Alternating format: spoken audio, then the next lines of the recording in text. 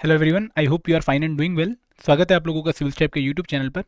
यह है civil step की स्थापना सीरीज का नया लेक्चर, जहां पर हम पॉलिटी एंड गवर्नेंस का एक बहुत important topic tribunals in India cover करेंगे। ठीक है, स्थापना सीरीज के लेक्चर में हम कुछ क्वेश्चन आंसर के माध्यम से आपको एक पूरा टॉपिक कवर करवाते हैं, जो कि आपके प्रीलिम्स के लिए काफ़ी इंपॉर्टेंट होता है। ठीक है, लेक्चर शुरू करने से पहले मैं आपको बता दूं कि सिविल स्टेप ने आप लोगों के लिए बहुत ही exciting state civil services courses launch कर रखे हैं, जिनका आप हिस्सा बन सकते हैं। अगर किसी भी कैंडिडेट को इन कोर्सेज के बारे में और इन्फॉर्मेशन चाहिए तो वो डिस्क्रिप्शन बॉक्स में दिए गए लिंक्स के ऊपर जाकर इनके बारे में और इन्फॉर्मेशन ले सकता है। तो शुरुआत करते हैं हमारे आज के लेक्चर की। हमारा जो टॉपिक है वो है ट्राइब्यूनल। तो ट्राइब्यूनल्स के बारे में आपको बता दूं कि जो ट्राइब्यूनल्स हैं ये ओरिजिनली हमारे कॉन्स्टिट्यूशन में नहीं थे। मतलब कि जो कॉन्स्टिट्यूशन हमने 26 नवंबर 1949 को अडॉप्ट किया था, उसमें ट्राइब्यूनल नाम का कोई चैप्टर नहीं था। लेकिन हुआ क्या कि जब हमने हाई कोर्ट्स की फंक्शनिंग देखी 1960 में, तो काफ़ी ज़्यादा जो लोड था हाई कोर्ट के ऊपर या सिविल कोर्ट्स के ऊपर, वो था regarding the service matters of different public service employees.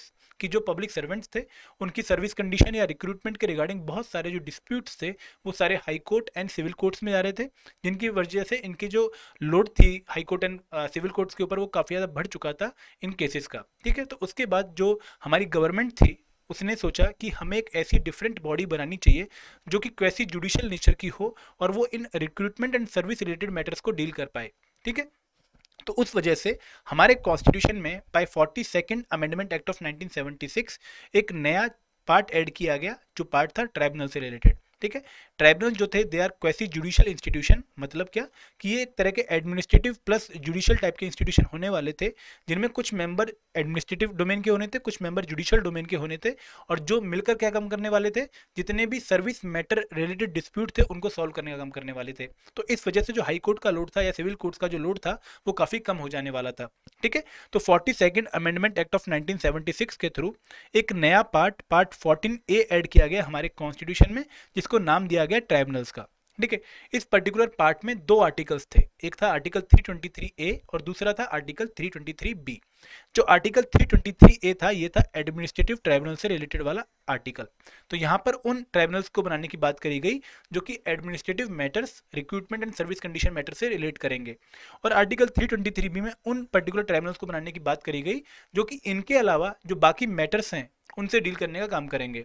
ठीक है, अब जो आर्टिकल 323A था, इसने पार्लियामेंट ऑफ इंडिया को एम्पावर किया कि वो स्टेब्लिश कर सकता है एडमिनिस्ट्रेटिव ट्राइब्यूनल। ठीक है, अब पार्लियामेंट ने क्या किया, पार्लियामेंट ने एक लॉ बनाया। कौन सा law? Administrative tribunal act of 1985।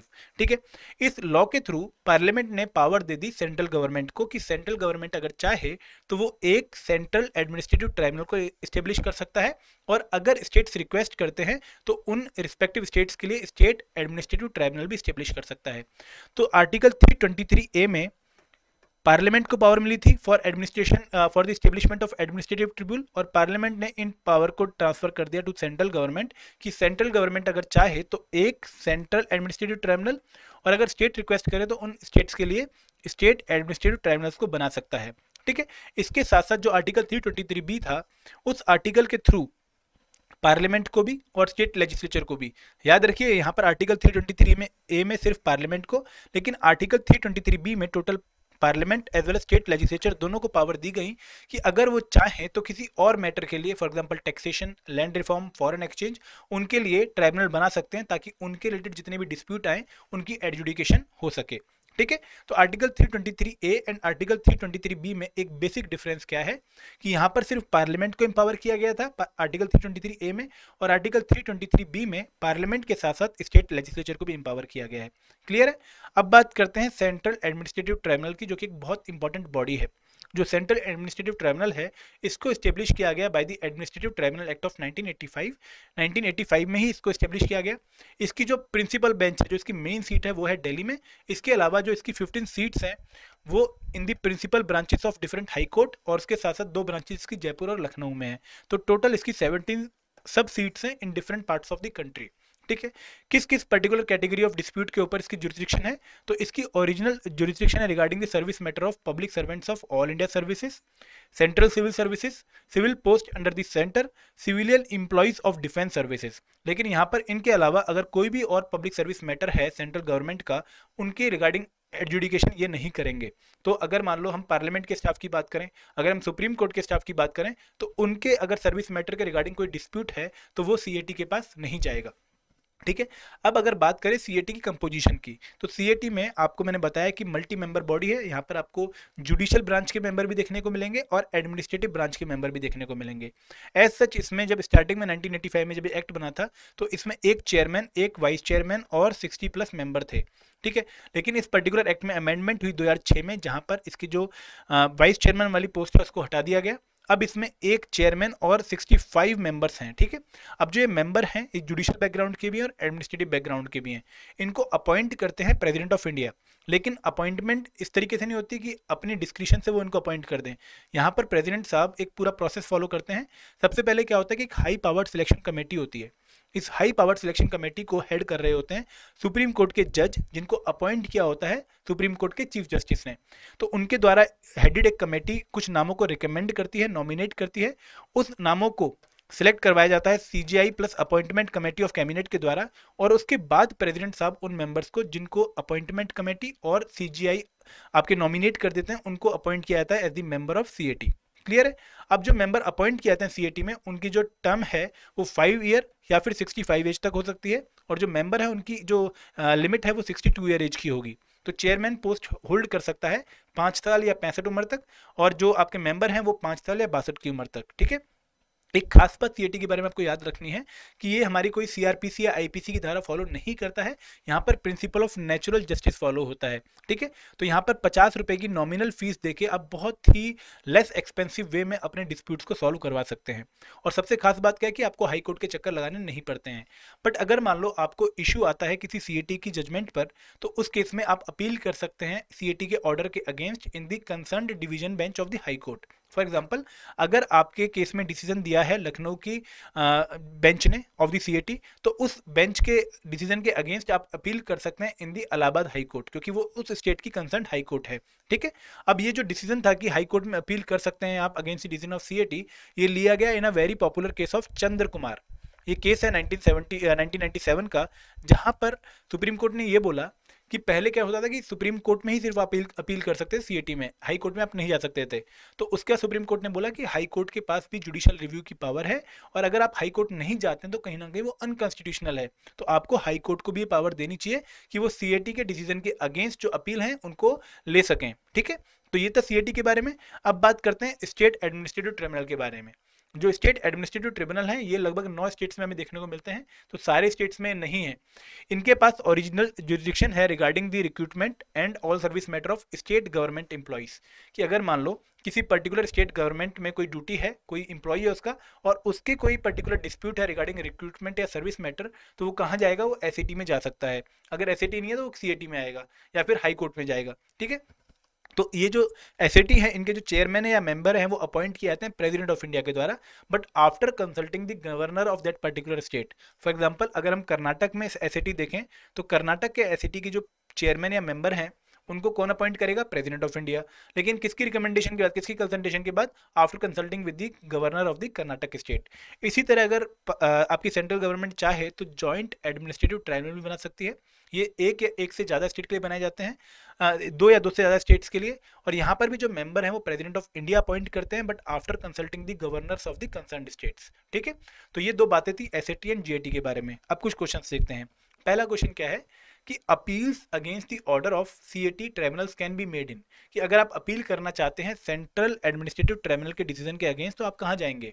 तो मैंने आपको बताया था कि you can appeal in the supreme court as well as in the division bench of concern high court. तो यहाँ पर आंसर क्या होगा, हमारा आंसर डी। अगला क्वेश्चन देखते हैं। आपको पूछा गया कि कंसीडर द फॉलोइंग स्टेटमेंट, ये है क्वेश्चन नंबर 2।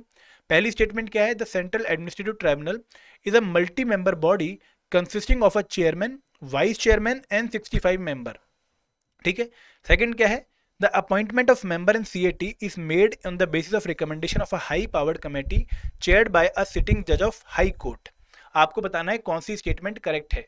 तो पहली स्टेटमेंट में कह रहा है कि एक चेयरमैन है, एक वाइस चेयरमैन है और 65 मेंबर हैं, और दूसरी में कह रहा है कि जो सीएटी के मेंबर अपॉइंट होते हैं वो एक recommendation of high powered committee की बेसिस पे होते हैं, जिसको हेड करता है सिटिंग जज ऑफ हाई कोर्ट।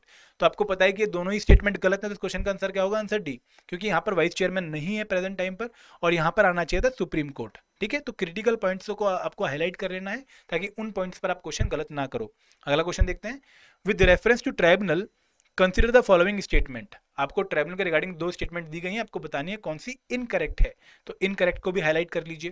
पहली स्टेटमेंट क्या है कि tribunals were not part of the original constitution, it was incorporated in the Indian constitution bye 42nd amendment act of 1976।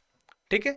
Second क्या है, article 323B empowers only parliament to provide for the establishment of tribunal for adjudication of dispute relating to other matters। तो आपको बताना है कौन सी statement incorrect है। तो पहली स्टेटमेंट बिल्कुल सही है कि ओरिजिनल कॉन्स्टिट्यूशन का ये पार्ट नहीं थे, इनको बाद में ऐड किया गया था बाय 42nd अमेंडमेंट।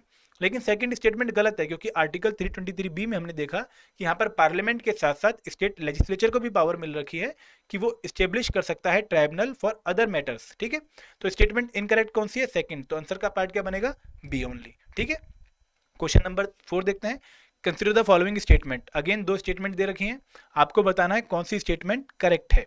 पहली स्टेटमेंट क्या है कि article 323A empowers the parliament and state legislatures to provide for the establishment of administrative tribunal। और सेकंड क्या है कि the functioning of central administrative tribunal is guided by the principle of natural justice. और आपको बताना है कौन सी statement correct है। तो आर्टिकल 323A में हमने देखा था कि आर्टिकल 323A जो कि एडमिनिस्ट्रेटिव ट्राइब्यूनल से डील करता है, यहाँ पर सिर्फ पार्लियामेंट को एम्पावर किया गया था कि वो एडमिनिस्ट्रेटिव ट्राइब्यूनल्स को इस्टेब्लिश कर सकता है, स्टेट लेजिस्लेचर को एम्पावर नहीं किया गया था। तो सेकंड स्टेटमेंट क्या है, गलत है। तो इस क्वेश्चन का आंसर क्या बनेगा, फर्स्ट स्टेटमेंट गलत है, तो इस क्वेश्चन का आंसर क्या बनेगा, सेकंड, क्योंकि सेकंड स्टेटमेंट बिल्कुल सही है। सीएटी किसी सीआरपीसी या आईपीसी को फॉलो नहीं करता है, ये principle of natural justice follow करता है। तो इस स्टेटमेंट को सही हम मानेंगे, आंसर क्या आएगा, आंसर बी। लास्ट क्वेश्चन देखते हैं। The power to appoint the chairman and members of state administrative tribunal is vested in. कि कौन अपॉइंट कर सकता है chairman and member of state administrative tribunal. ठीक है। तो यहाँ पर हमने देखा था कि जो एसएटीज हैं, भले ही ये स्टेट के एडमिनिस्ट्रेटिव ट्राइब्यूनल हैं, इनके मेंबर्स और चेयरमैन को अपॉइंट कर सकते हैं president of India after consulting the governor of concern state. तो इस क्वेश्चन का आंसर क्या होगा, आंसर ए। अब मैं आशा करता हूँ कि आपने लेक्चर ध्यान से सुना था और आपके सारे क्वेश्चन ठीक होंगे। अगर आपके क्वेश्चन ठीक नहीं है तो प्लीज़ एक बार लेक्चर को दोबारा देखिए, अपनी नोट्स को दोबारा पढ़िए और इस टॉपिक को दोबारा से एक बार चेक करिए कि आपको टॉपिक आया नहीं आया। क्योंकि यहाँ पर स्थापना सीरीज का मेन एम यही है कि आप अपने जो वीक कंसेप्ट हैं या आपके जो वीक टॉपिक्स हैं उनको स्ट्रेंथन कर पाएं और एमसीक्यूज की मदद से खुद को चेक कर पाएं कि आप कहाँ स्टैंड कर रहे हैं। अगर आज के 5 पूछे गए क्वेश्चंस में आपने 4 क्वेश्चन ठीक किए हैं तो अच्छी बात है, लेकिन अगर आपने इनकरेक्ट या करेक्ट गलत पढ़ा है तो आपको दोबारा से इन क्वेश्चंस को देखना चाहिए, क्योंकि ऐसी गलती आपको नहीं करनी है, क्योंकि वहां पर आता हुआ क्वेश्चन आपका गलत हो जाता है। ठीक है। तो थैंक यू वेरी मच। जय हिंद, जय भारत।